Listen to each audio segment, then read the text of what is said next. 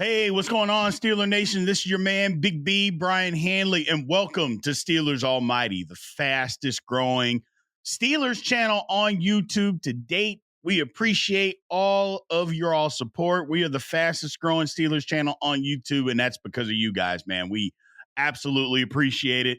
Got a good show here for you today, man. Let's kind of dig into what we're talking about. First things first, Broderick Jones, the Broderick Jones project. What is going on with him? Look, you can blame it all on him. You can blame it on all the coaching staff. I think it's a little bit of both. We're going to dig into exactly what is going on with Broderick Jones right now. Is the offense too conservative? And is it sustainable? You know, can the Steelers continue to go on this way and get to the heights that not only us as fans want to get to, but also the organization? Next, where is Patrick Queen?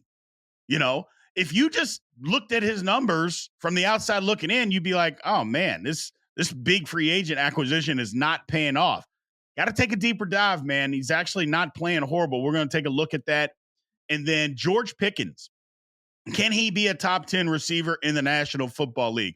A lot of you out there might already think that he is, but can his numbers get to a place to where universally he is known as a top 10 wide receiver? Again, weekly, you can find Steelers Almighty podcast on YouTube at youtube.com/Steelers Almighty. Anywhere that you are on social media, you can find Steelers Almighty. But if you prefer the audio version, remember Steelers Almighty is anywhere that you receive a podcast. Let's get into this, people. First things, man, Broderick Jones. Man. Look, it's not been good play. And I'm not going to say that rock bottom was against the Denver Broncos, but I'm not sure it gets a whole lot better. First thing is we traded up to get Broderick Jones last season. I thought it was a great move. I don't know anybody that didn't think that it was a great move. Traded up the 14th to get him. Yeah, it made sense. He was the fastest offensive lineman at the combine after a stellar career at Georgia, where he was just extremely dominant. Let's not kid ourselves. It made sense to get him, especially since the Steelers had a struggling offensive line. Go out and get the guy that you believe is the best offensive lineman or one of the best offensive linemen in the draft. Made perfect sense. Now, one thing about it, he was raw. I mean, he had 19 starts at Georgia. That's not a ton of starts. It's not even 2 seasons worth of starts at Georgia. But from what we saw, it looked dominant. Were there some passing, protection things that he could work on to get better at? Absolutely. But that's what NFL coaching is for. You know, when you can spend 100% of your time trying to build your craft. Now, here's where the problem comes in. There has been a mismanagement of Broderick Jones. There is no question about that.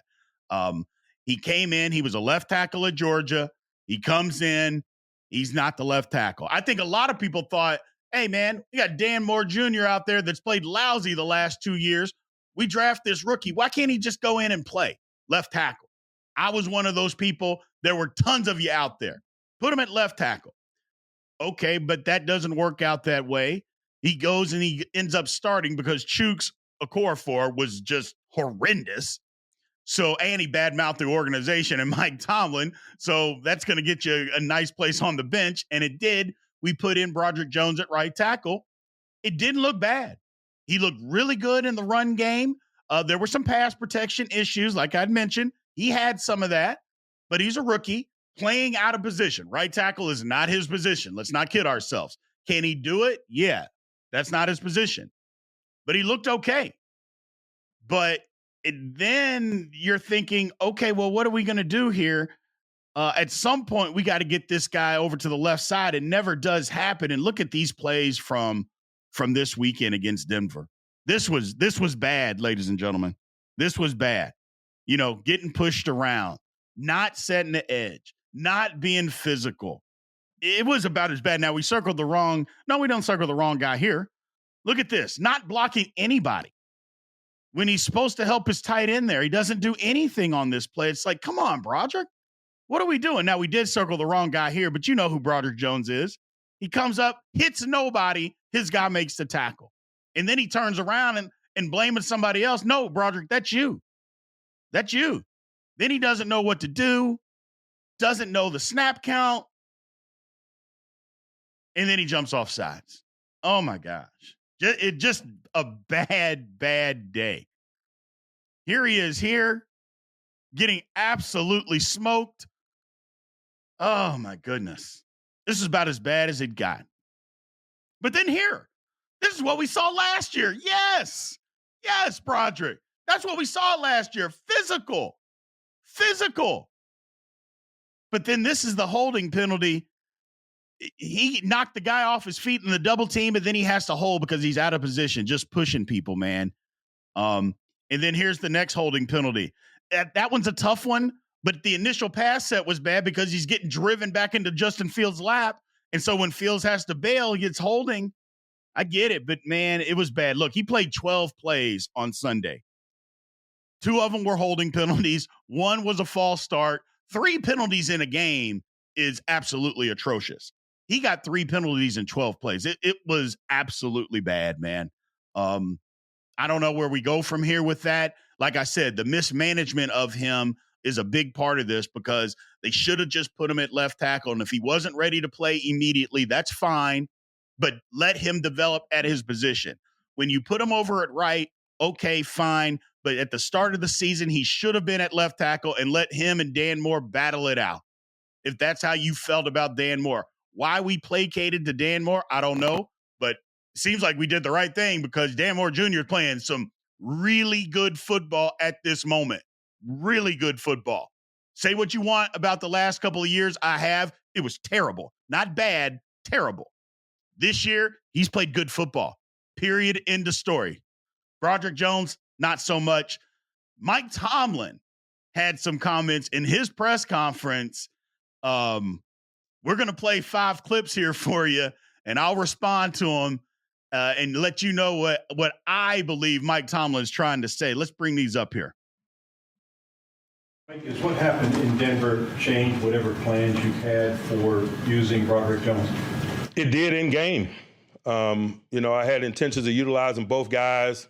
I acknowledge that Troy was healthy. I acknowledge that Troy was capable. That's why we started him, but I rolled him because I had concerns about his level of conditioning. He's a young guy. He's new to me. He's new to the NFL. I didn't know how fatigue would affect his play in terms of detail. And so we tried to ward off some of that. And so I had every intention of using Broderick. But when Broderick started getting highly penalized in play, I backed off of it and I held my breath and I played Troy. Man, I'm going to give Broderick an opportunity to rebound. He's a talented young player. I'm sure he suffered some disappointment in terms of Troy starting. It's a natural thing, but he's got to move past it, and I got to give him an opportunity to move past it as a leader. Okay, so Mike Tomlin said a mouthful there and peeled back the onion a little bit. The onion is really not that big. Basically, what he's telling you is, yeah, Troy Fautanu's better at right tackle than Broderick Jones. That's what he's saying. And when he says he was healthy, that means as soon as he was healthy, he was going to play in the football game. He was the starter at right tackle. Broderick Jones, he played him in the game because he didn't know if Troy Fautanu was going to didn't know about his conditioning. That's the only reason that Broderick got in the football game. That's what he's telling you right there. But once Broderick got into the game, he's like, hey, he just keeps committing penalties. I got to take him out. So whatever the case may be, an out-of-shape Troy Fautanu because of injury is better than what Broderick Jones brings to the table at this point. And that was proven in the game. Let's see another one.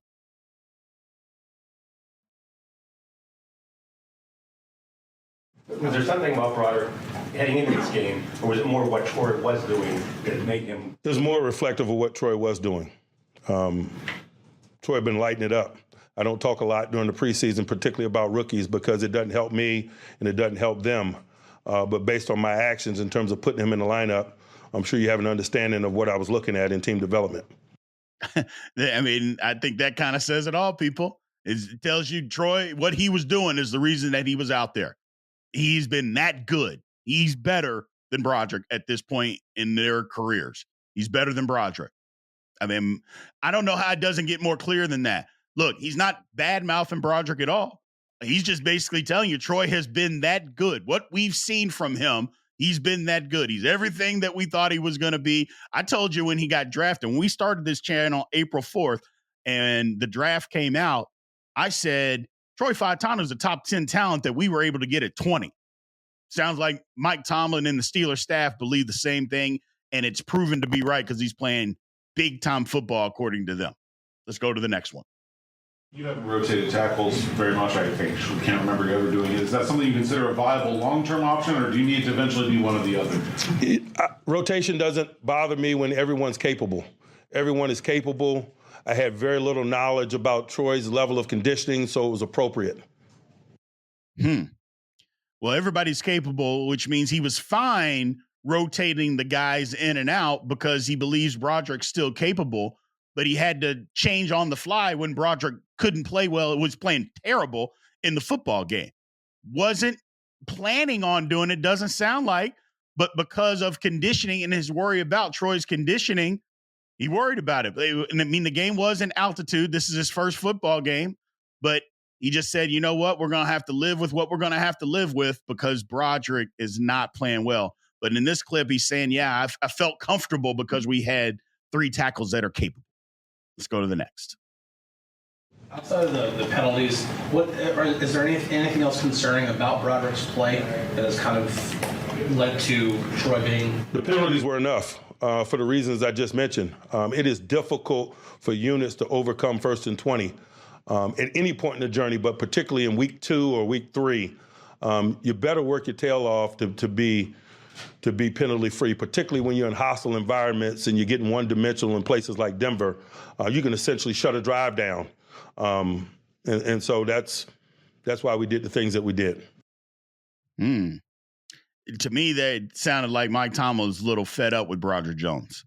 It's like, look, the penalties were enough. I mean, enough for him not to play anymore. And I agree. I mean, at what point they literally snatched him out mid-drive because, like, what are we supposed to do? We're moving the ball. If you remember, Broderick Jones comes in, the Steelers had the ball at the 1-yard line. And that's where they started. And they were moving the football. Because of his penalty. I mean, the Steelers had a 15-play drive and had to punt. Whoever heard of having a 15-play, 73-yard drive but have to punt because of the penalties that you had they have to punt the football. It was terrible. It's terrible. Broderick Jones, not good. Let's go to the last one. All right, just one more question about Broderick. Do you plan to continue to cross-train him at both right and left tackle? And what advantages do you see to that approach? We've been doing that. That was going to be his role regardless of who starts and who doesn't. He is the most positioned guy of the 3 to swing. And so he's been the swing. Yeah, that tells me everything I need to know right there. Tells me everything that I and you all of us fans out there that we all need to know. Broderick Jones was never going to be the starter this year. Is that Dan Moore Jr. is better at left tackle than Broderick Jones, and Troy Fautanu is better at right tackle than Broderick Jones. That statement right there, that he was always going to be the swing tackle, lets you know exactly what the Steelers feel is best for their offensive line at this particular time. Whether that's a good or a bad thing, I don't know. I mean, but the facts are you don't draft the guy at 14 to make him your swing tackle. I'm sorry. That's not what you do. Now, I'm not saying that Tomlin or the coaching staff isn't to blame for his lack of development. I'm not saying that at all. But what I am saying is if that guy's your swing tackle, then that guy's not your starter. That the starters aren't swing tackles. That's not how it works in the National Football League. That's not how it should work in the National Football League. So I believe that last statement that Mike Tomlin made about it, he was always going to be the swing tackle, lets me know that he was never, if once Troy Fautanu got healthy, that he was going to be the starter. Speaking of health, is Broderick Jones hurt? Yeah, I think he is.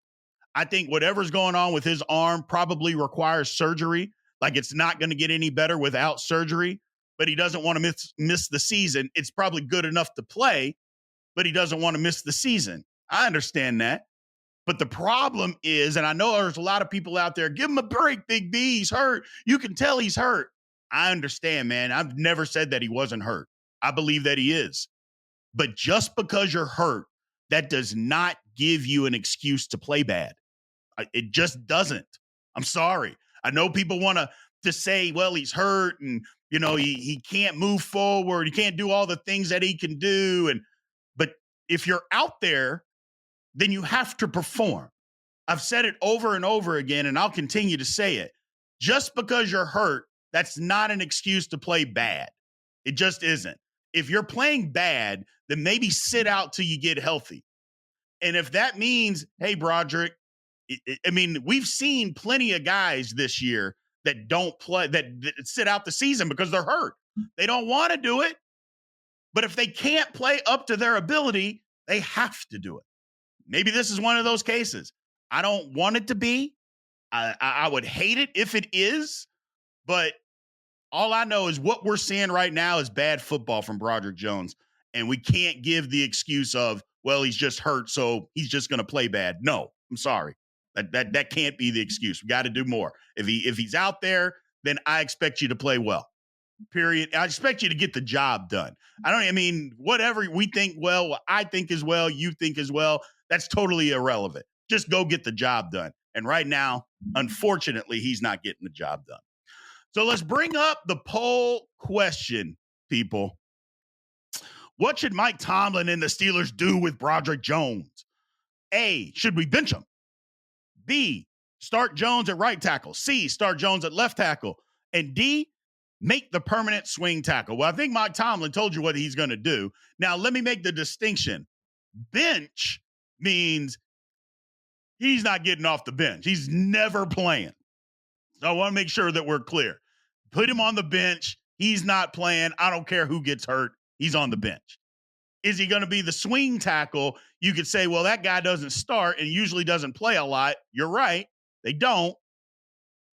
But do you want to see him be in that position? That's all. That's what I mean by the two. So make sure to leave your answers in the comment and what question you are answering with it. Let's move on, people. So the offense is the Steelers' conservative offense. Is it sustainable throughout the season? What they're doing right now, can they get to the heights? And what I mean the heights, look, the highest high is winning the Super Bowl. Okay. Can the Steelers win the Super Bowl? Can they get to an AFC championship game? Can they win the division? Can they make the playoffs? Can they do any of that? And the first answer is, well, they did that last year, Big B. They made the playoffs. They did. We backdoored into the playoffs. We made it.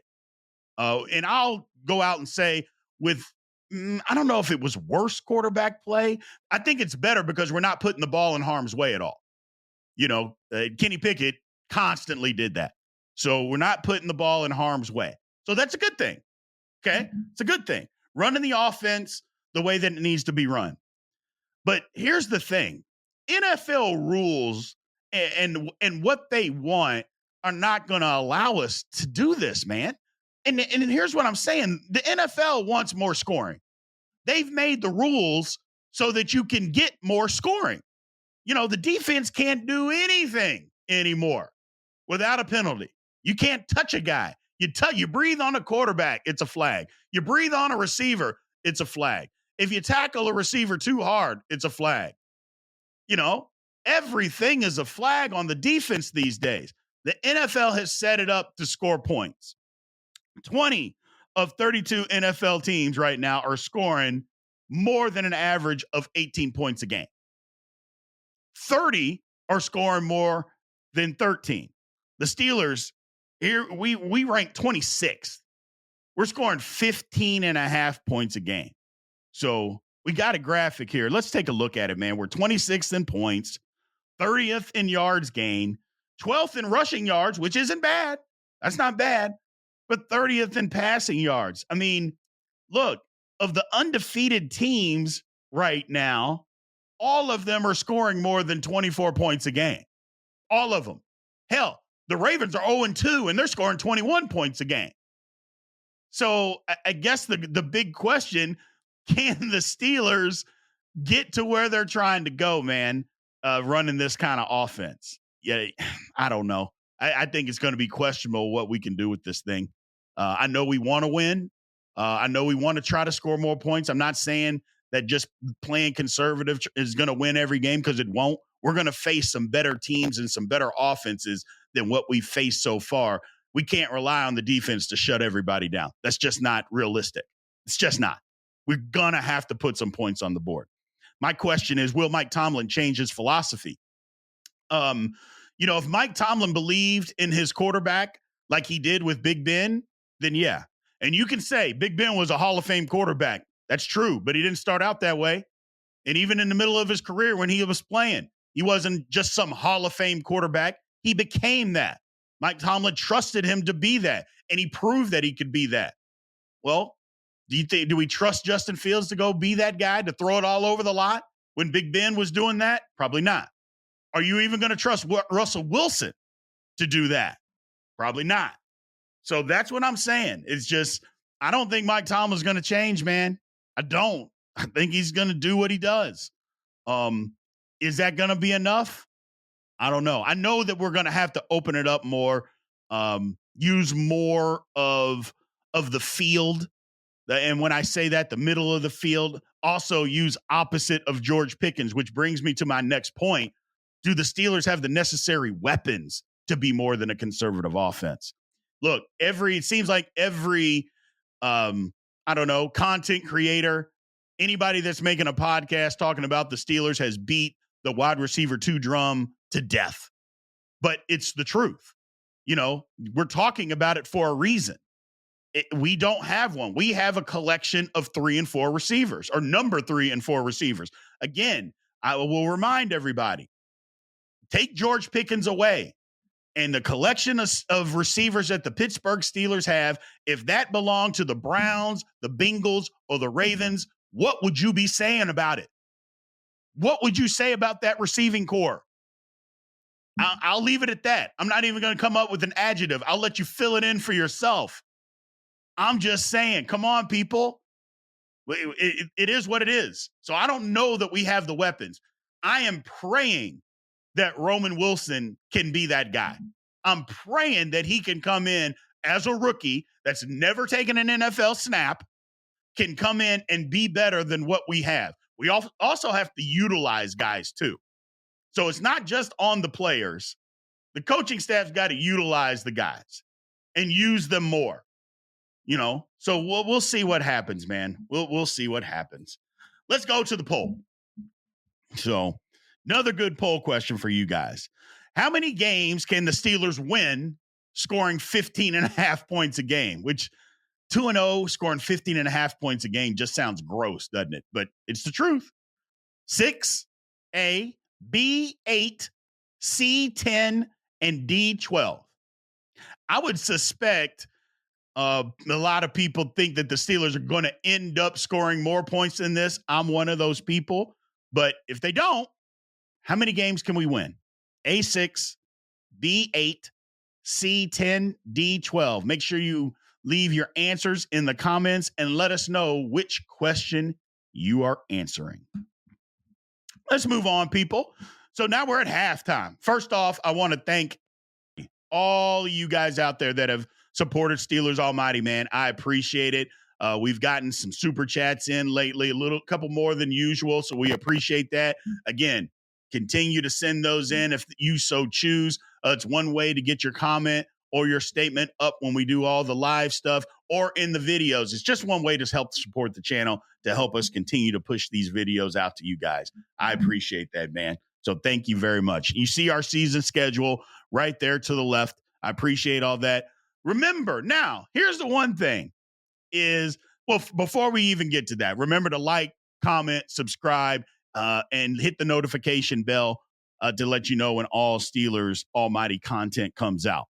Now, I've been talking to you guys about calling in, and we have gotten a couple of callers, and I told you if we got one that we were able to play on air, we were going to do that, and we were going to do that now. Now, remember, we've gotten some And some of them haven't really been legible. Some of them we haven't been able to hear. Some we were. We got one caller in that loved Mike Tomlin, just praised Mike Tomlin to death, talking about how good he was. Then we had another caller that, while we understood what he was saying, I can't put that on the air. Profanity laced. Let's just say that, just super profanity laced. And while I don't mind profanity, the entire thing can't be profanity. And basically, he wanted Mike Tomlin fired immediately. And when I say immediately, I mean right this very second. If he could fire Mike Tomlin as I'm talking right now, he would fire Mike Tomlin. So let's listen to what this caller had to say in response to that. Hey, B, I'm just calling about the other person who keeps bothering you about the coaches. I'm just saying you have, Coach Tomlin, Coach Cowher. I mean, let them give it a rest. It's like deciding, would you rather have win $20 million on Mega Millions or 20 on Powerball? You've had 3 Hall of Fame Super Bowl coaches, just like the Green Bay Packers, my primary team. I'm just saying, let's move on. And I'm huge fan, man. You are guys so awesome. Have a great day and go Steelers. So there you have it. We got somebody calling in support of Mike Tomlin. And basically what he's saying is, look, for instance, the Steelers have had 3 coaches in 50 years? Something crazy, since 1969. That's nuts that they've had 3 coaches since then. And since 2018, the Carolina Panthers have had 7. Just think about that for a second. Carolina, and since David Tepper took over as the owner, they have had 7 head coaches since 2018. The Steelers have had 3 since 1969. I understand a lot of people don't want Mike Tomlin around. Now, here's the thing. Responding to that call, though, 2 things. One is, yes, he has had a ton of success. And you don't just throw away that type of success. Is he a Hall of Fame coach? 100%. He's a Hall of Fame coach. There's no doubt about it. I know there's going to be people that disagree with that. You're wrong. Mike Tomlin is going into the Hall of Fame based on what he has done. That's happening. Sorry, people, it's happening. Having said that, look, just because you're going into the Hall of Fame doesn't mean that you can't be removed from your job if you're not doing it anymore. Look at Andy Reid. Andy Reid's going to the Hall of Fame. He was fired by Philadelphia. Look at the guy that most people think is the greatest NFL head coach of all time, and Bill Belichick. He was fired twice. So while we love Mike Tomlin, that doesn't give him carte blanche to be the Pittsburgh Steelers coach forever. Look, they fired Chuck Noll. That's all I'm going to say. And that was here. Now, we can say that Chuck Noll retired if that's what we want to do. Chuck Noll was pushed out the door. If you can do that to him, then you can do that to Mike Tomlin when the time's right. So that's all I'm saying about that. Appreciate the call, man. Thank you very much. I hope more people call in. Again, the number 412-444-8390. I'll repeat, 412-444-8390. Remember to go ahead and give us a call. Leave your take and whatever you want to say. We appreciate you. Thank you for giving us a call, man. We appreciate it. Let's move on. So, where is Payne? Where's he been at? What's going on with him? A lot of people are asking that question. We brought in this high-priced, linebacker to come in and be the type of linebacker that we haven't had since Ryan Shazier. Okay, I agree. Patrick Queen. You look at it, though, after 2 games, and you're like, well, hold on a second, man. He's got 6 tackles. 6 tackles after 2 games, 3 a game. 1 pass defended. Well, I mean, that's not really big-time linebacker numbers. But that would be somebody that's not watching the game. Now, has Patrick Queen missed a few tackles? Yes, he has. There's no question about that. Is Patrick Queen probably a little hurt? Is that groin injury bothering him? Yes, it has. But you know how I feel. I'm not going to bash Broderick Jones and say that we're not giving him any excuses for being hurt and then do it with somebody else. If you know anything about me, I'm going to be honest and I'm going to be fair. So, yes, your growing might be bothering you, man, but we still expect you to perform. Having said that, I don't really think that Patrick Queen is playing bad.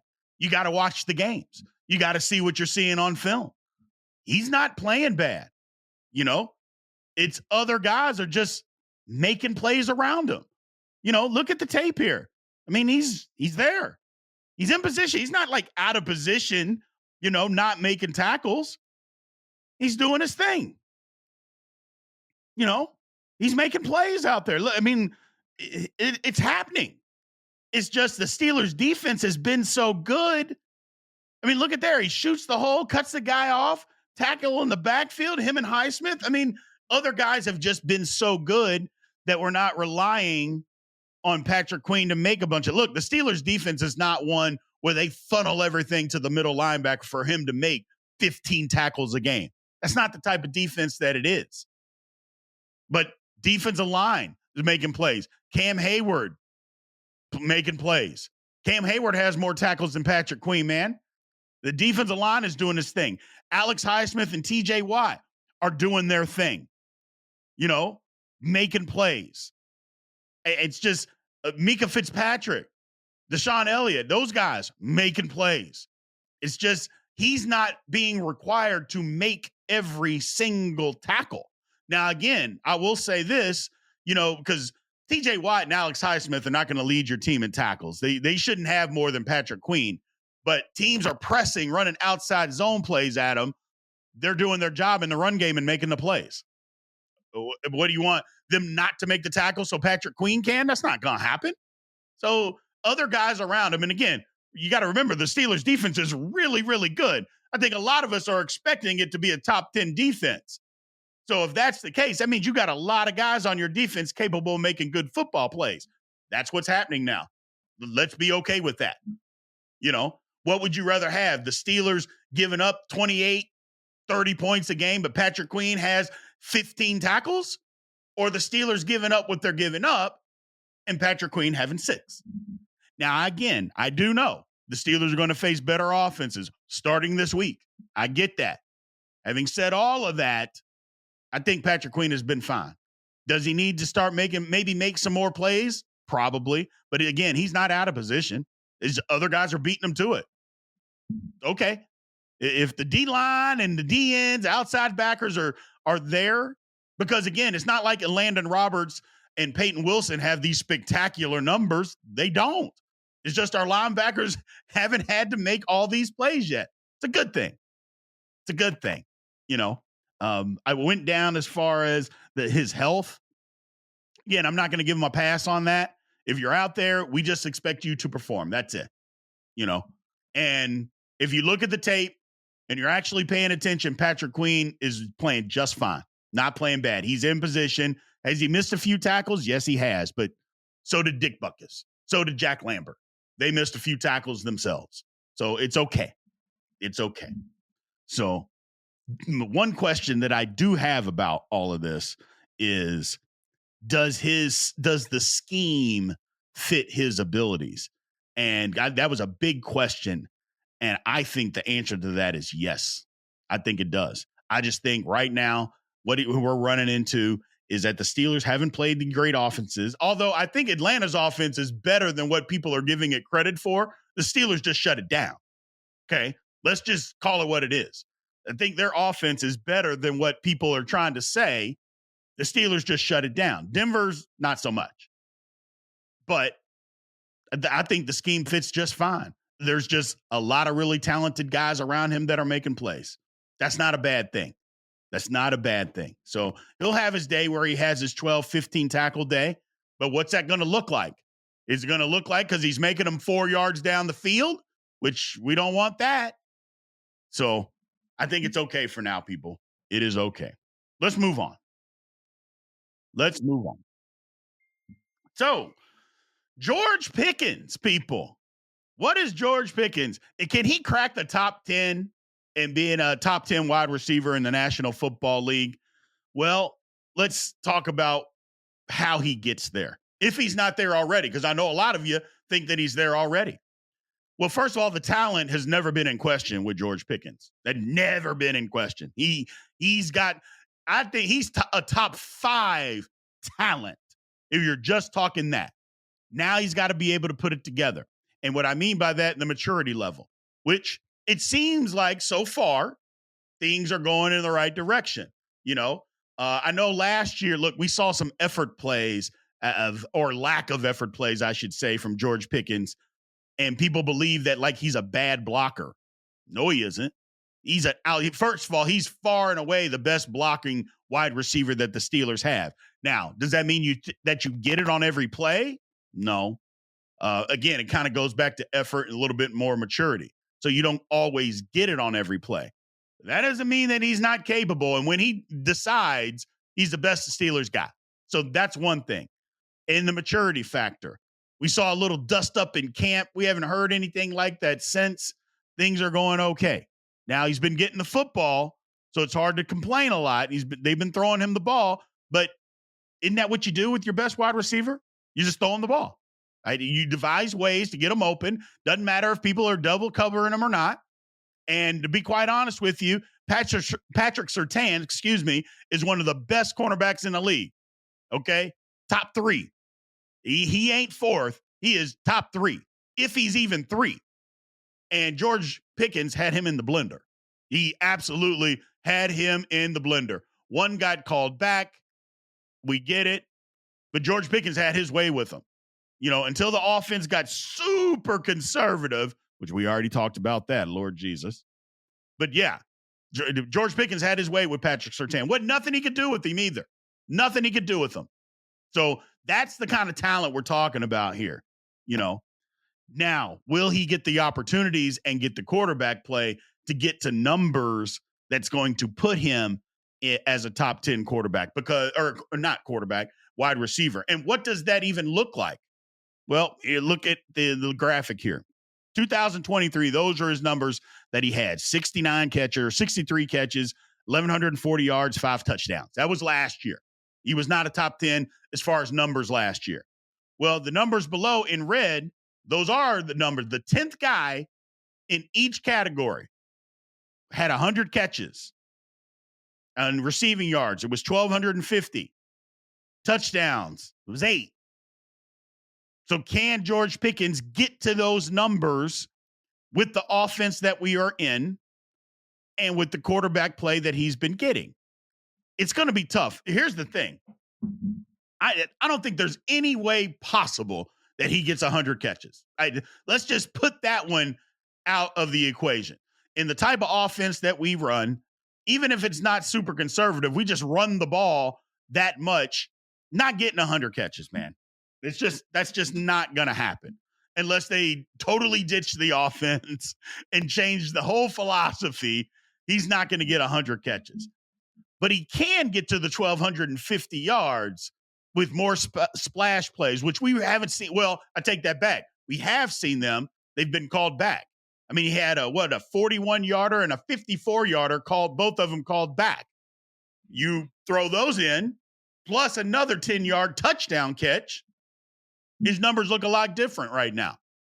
So, but we still haven't seen the deep posts, the crossers, all that kind of stuff that he can do. We haven't seen a lot of that yet.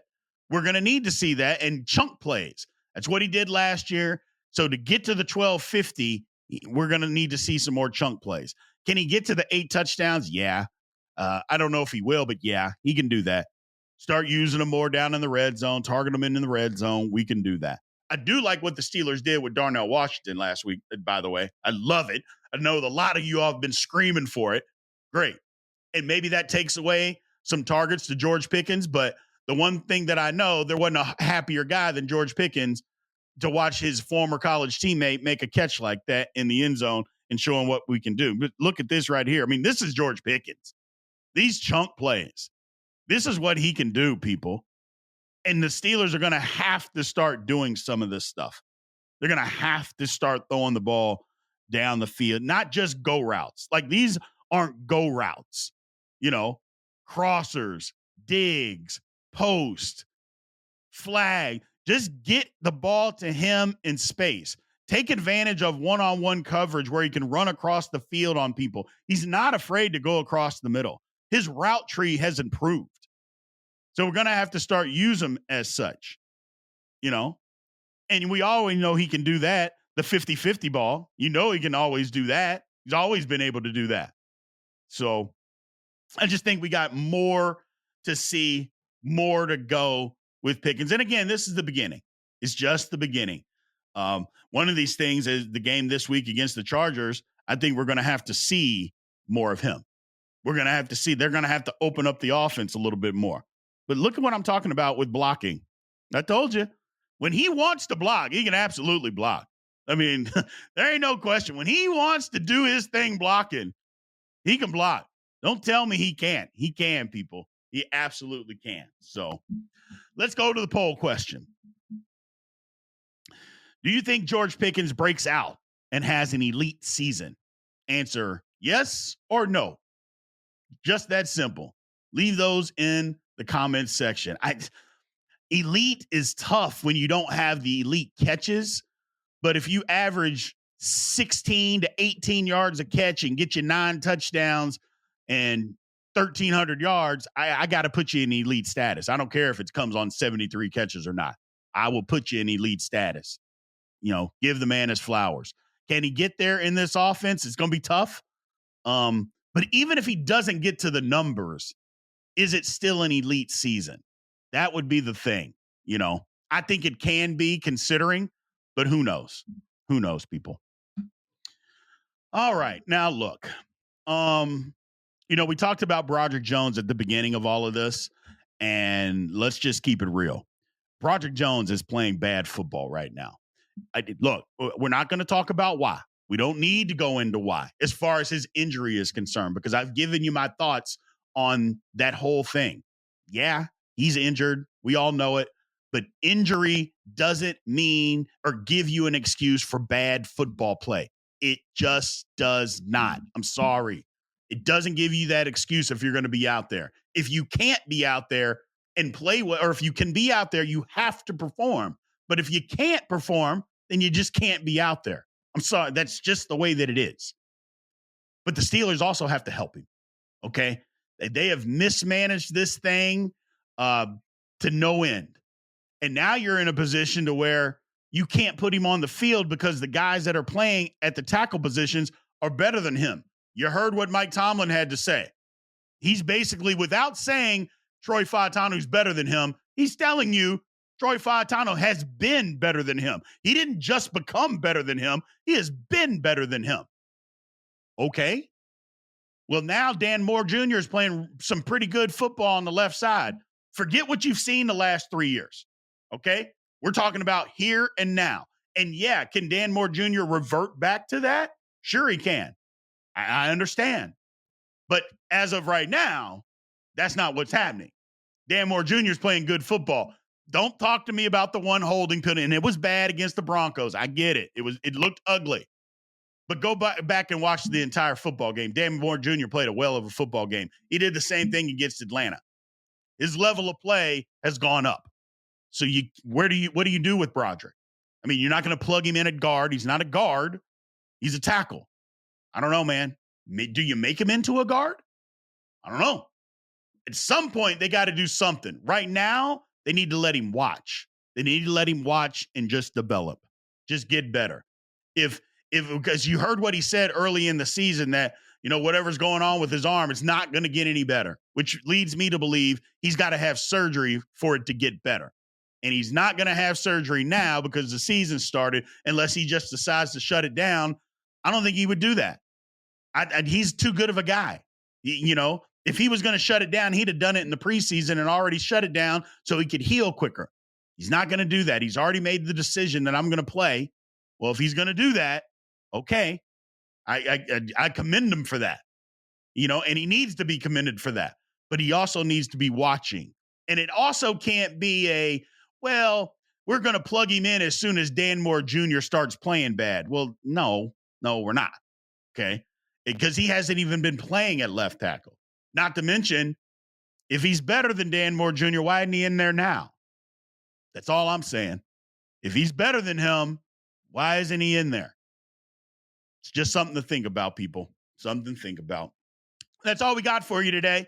Appreciate everybody tuning in as always and just giving the support that you have for Steelers Almighty, man. I really, really appreciate it. I want to thank everybody. Again, you can always find us on YouTube at youtube.com/Steelers Almighty.